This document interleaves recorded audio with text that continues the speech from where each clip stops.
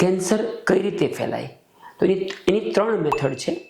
આપણે આજે સ્વાદુપિંડના કેન્સરના એક્ઝામ્પલથી સમજાવીશ, કારણ કે એ મારી સ્પેશિયાલિટી, મારો પ્રિય વિષય છે. તો આ સ્વાદુપિંડની અંદરની દિવાલ હોય, એમાં વચ્ચે એક કેન્સરનો સેલ બન્યો. પહેલાં એ સેલની સંખ્યા વધતી ગઈ. પછી શું થયું? આસપાસની લોહીની જે નસો હોય ને, એમાં કેન્સરના સેલ જવા લાગે. અહીંયાથી આ લોહીની નસોમાં કેન્સરના સેલ ગયા, અહીંયાથી આ નસમાં ગયા, અને એ નસમાંથી બ્લડ જ્યારે લીવરમાં, હૃદયમાં જાય ત્યારે કેન્સર ત્યાં પણ જાય.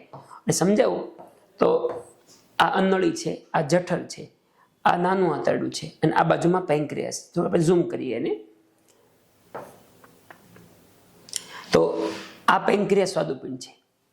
ધારો કે અહીંયા ગાંઠ બની હોય તો સ્વાદુપિંડમાંથી જે લોહી હોય એ પહેલાં લીવરમાં જાય, અને લીવરમાંથી પછી ફિલ્ટર થઈને ફેફસામાં જતું હોય. એટલે અહીંયાથી કોઈક સેલ જઈને લીવરમાં ફસાઈ ગયા તો લીવરમાં એની ગાંઠ બની ગઈ. એને અમે મેટાસ્ટેસિસ કહેતા હોઈએ છીએ. બીજી વસ્તુ, સ્વાદુપિંડમાંથી આસપાસના અવયવમાં, બાજુમાં સ્ટમક છે તો ત્યાં બી ગાંઠ જાય તો એને ડાયરેક્ટ સ્પ્રેડ કહેતા હોઈએ.